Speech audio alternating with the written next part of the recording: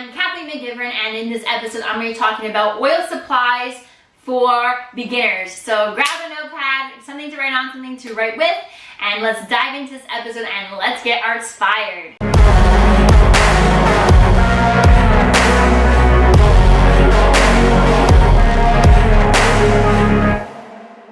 Alright, first thing you're going to need is some Gamblin Gamsol. Of course I don't have it out. Boom!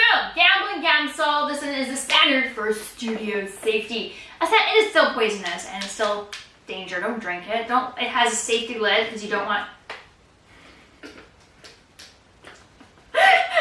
Fail. Okay, I didn't put it on. Did I break this? Okay, well... It should be a safety lid. It should be one of those push and turn like pill bottle lids. Brutal.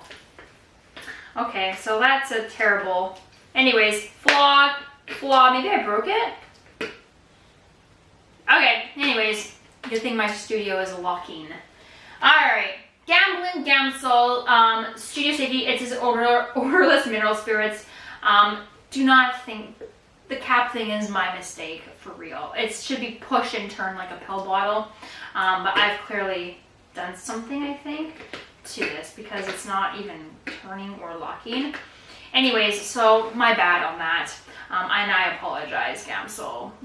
Anyway, Gamsol Gamblin, odorless mineral spirits. This is what you use for thinning oil colors and painting mediums and cleaning your brushes and your general studio cleanup. You're going to take this. You can use it for your washes at the initial stages, but also you're going to want to put it in, use it for cleanup, not turpentine.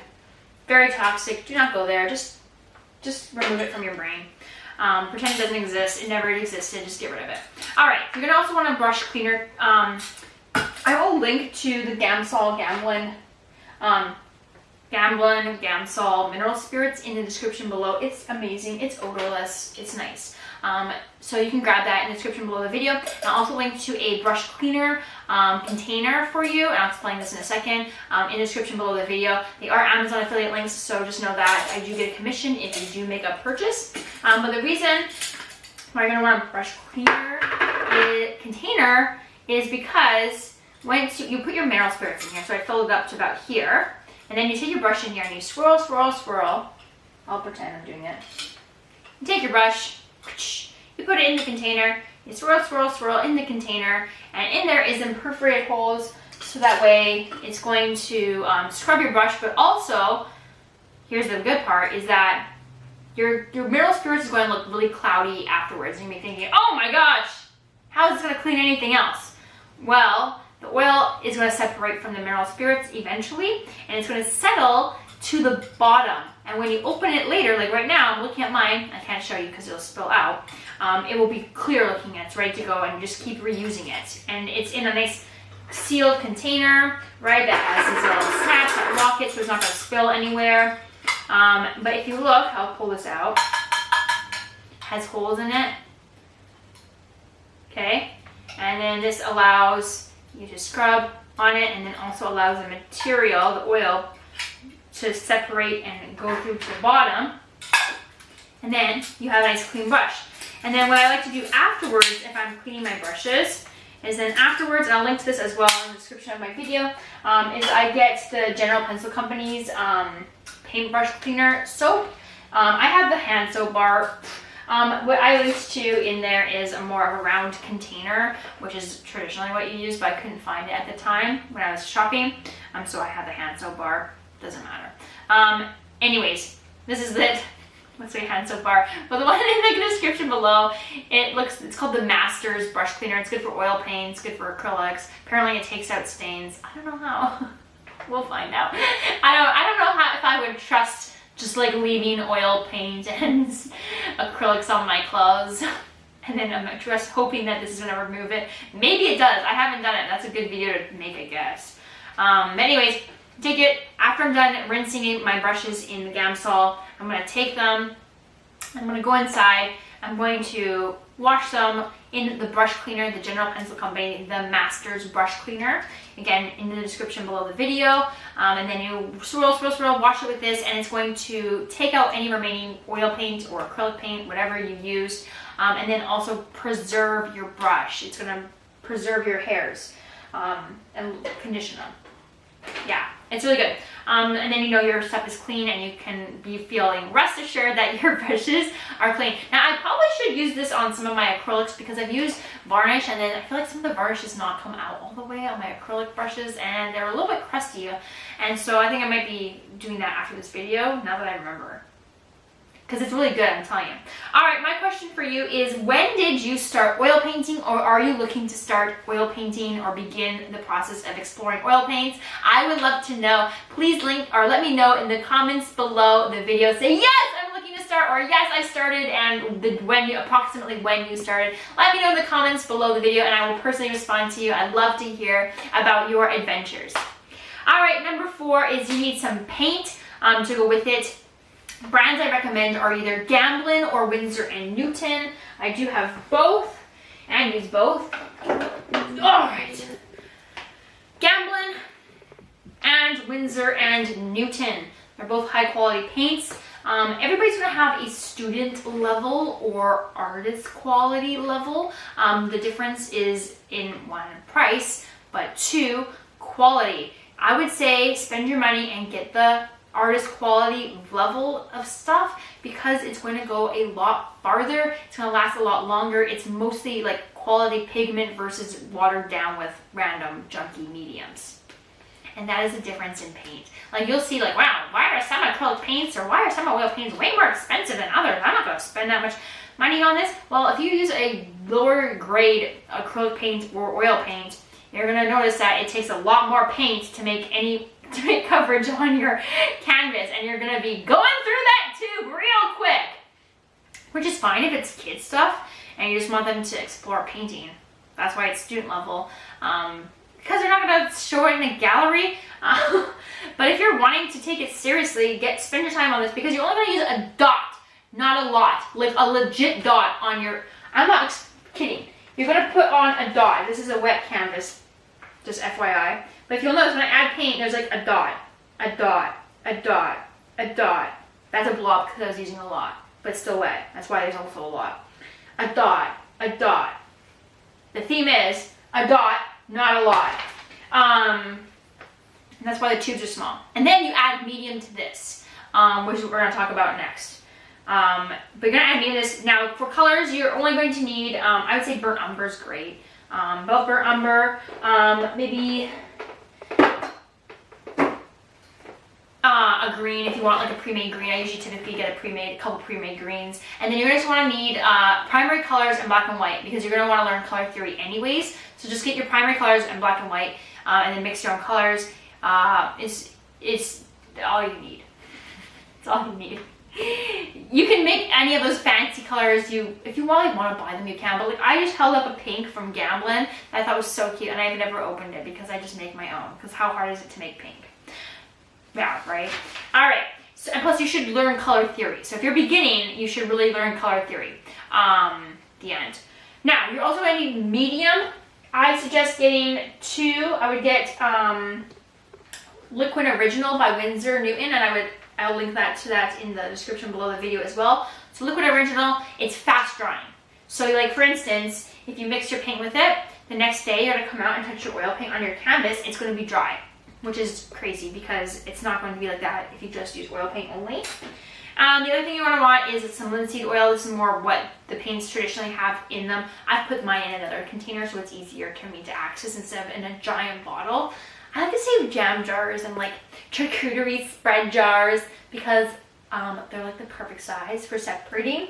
Look at, I put my liquid in this one too, as I need it. Instead of like sticking it on my palette or like whatever, using it out of here. That's what I do.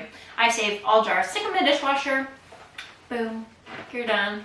Anyways, save your jars. And then anyways, so the linseed oil will dry a lot slower, and it's a little bit more kind of the consistency of your paints. Liquid is totally different experience, but it dries quicker. I like it for glazing and doing those kind of final coats. All right, so that's what you're gonna need. You're gonna need to make mediums. Don't go crazy, just pick 2. Pick like Liquid Original and another one, like linseed oil. The end. That's all you need. And move on. Don't get stuck on analysis paralysis of trying to figure out what ones you should buy. Just get those two, because I got stuck on it forever, and I'm like, wow, I didn't realize that there's like walnut oil, and there's like saffron oil, or whatever, I don't know, sunflower oil. There's like tons, like literally tons. I even have like this thing that's like blending and glazing medium. I haven't even opened yet. I have another one that's called a Glickid or something weird. I don't know. I really want to try this one though. Not there yet. Not there yet. All right. So next, you're gonna need some brushes. Now, I say only get a handful of brushes. You do not need all the brushes. You do not. This is all I have for oil brushes. I have tons for acrylic because they're of varying quality. So some of them have been replaced. I just don't throw things out. But anyways, you only need a handful of brushes. So what you're gonna need is you're gonna need a detail brush. Something like an 0. This is a 0 brush. You need a detail brush, or like this size. This one's a 2, 0. Or like a 1, whatever. You need a detail brush. Like this is number 2. Depends on how big you're painting, right? If you're not gonna want this if you're painting only giant paintings. You're also going to need a round brush. This one's a number 8. I also have it in a different, oh yeah, it's right here. I also have a round brush number 3. This is my favorite brush. I don't know why. I have it in every medium. I have it in watercolor, I have it in acrylic, I have it in oil. I love this brush. But it might not be your favorite brush. You pick, you do you. You're also going to need a flat brush, because you can make marks like this, on the edge. And then you're going to need a big brush. One big brush. For doing washes, for doing bigger areas. And that's all you need.